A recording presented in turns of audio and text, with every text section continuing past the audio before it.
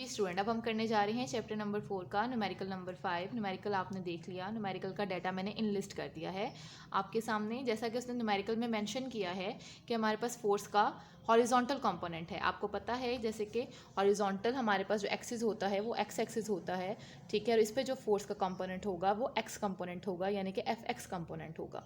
इसी तरह से अगर वो वर्टिकल कंपोनेंट की बात करता है तो हमारे पास जो कंपोनेंट होता वो एफ वाई एक्सिस पे होता है और उसे हम एफ वाई कहते हैं, ठीक है। उसने हमें मैग्नीट्यूड दे दिया है एफ एक्स, यानी कि हॉरिजॉन्टल कंपोनेंट का मैग्नीट्यूड दे दिया है और साथ में फोर्स की डायरेक्शन बता दी है। As we know that very well कि थीटा जो है हमारे पास एंगल जो है वो फोर्स की डायरेक्शन को मेंशन करता है। अब हम लोगों ने ये दो चीज़ें लेके क्या फाइंड आउट करना है, फोर्स का मैग्नीट्यूड फाइंड आउट करना है। तो सोल्यूशन की तरफ चलते हैं।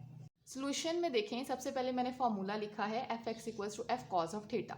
ये हम लोग ऑलरेडी चैप्टर में पढ़ के आ चुके हैं कि जब हमें किसी भी फोर्स के कंपोनेंट्स का मैग्नीट्यूड निकालना होता था तो हम लोग दो किस्म के ट्रिग्नोमेट्रिक रेशियोज इस्तेमाल करते थे, f x equals to f cos of theta, और जो हमारे पास वाई कंपोनेंट था एफ वाई, उसके लिए था f y equals to f cos of theta.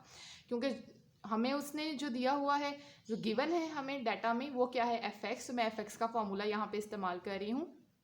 हमें सिर्फ f का मैग्नीट्यूड चाहिए, तो मैंने क्या किया है, कॉज ऑफ थीटा को दूसरी तरफ लेके गई तो वो इसके नीचे क्या हो गया, आकर डिवाइड हो गया। एज वी नो दैट कि इक्वल के एक तरफ अगर कोई क्वांटिटी मल्टीप्लाई हो रही हो तो जब हम उसको इक्वल के दूसरी तरफ शिफ्ट करते हैं तो वो डिवीजन में आ जाती है, ठीक है। यहाँ पे वैल्यूज पुट कर दी। एफ एक्स की वैल्यू थी 20 न्यूटन, कॉज और थीटा उसने हमें कितना दिया हुआ था, एंगल कितना दिया हुआ था, दैट इज 30 डिग्री, ठीक है जी। वैल्यू हम लोगों ने पुट कर दी। कॉस 30 डिग्री 0.866 होता है, ये मैंने आप लोगों को पहले भी बताया था। आप चाहें तो इसको कैलकुलेटर से भी फाइंड आउट कर सकते हैं या इसका टेबल भी याद कर सकते हैं, ठीक है। इन वैल्यूज़ को सॉल्व किया तो मेरे पास आंसर आता है 23.09, जो अप्रॉक्सीमेटली 0.1 हो जाएगा, ठीक है। तो F इक्वल्स टू 23.1 न्यूटन। तो यहाँ पे हमारा फोर्थ चैप्टर का 5th न्यूमेरिकल खत्म होता है। हम लोग करने जा रहे हैं चैप्टर नंबर 4 का न्यूमेरिकल नंबर 6। न्यूमेरिकल आप लोगों ने देख लिया। न्यूमेरिकल के डाटा में वो क्या बताता है कि हमारे पास एक गाड़ी का स्टीयरिंग व्हील है जिसका रेडियस 16 सेंटीमीटर है और उस स्टीयरिंग व्हील पे कपल फोर्सेस अप्लाई हो रही हैं। उन कपल फोर्सेस के अप्लाई होने की वजह से जो स्टीयरिंग व्हील में टर्निंग इफेक्ट यानी कि टॉर्क प्रोड्यूस होता है, हमने वो टॉर्क फाइंड आउट करना है। टॉर्क फाइंड आउट करने से पहले हमें ये पता होना चाहिए कि कपल फोर्सेस क्या होती हैं। कपल क्या होता है, आपकी बुक में जो डेफिनेशन लिखी हुई है वो ये है, a couple is formed by two unlike parallel forces of the same magnitude but not along the same line. जिस तरह से आपके सामने मैंने ये डायग्राम बनाई हुई है कि हमारे पास दो फोर्सेस हैं एफ एंड एफ, ठीक है। ये दोनों जो हैं अनलाइक पैरेलल फोर्सेस हैं और दोनों सेम लाइन पे भी नहीं हैं, but they have equal magnitude.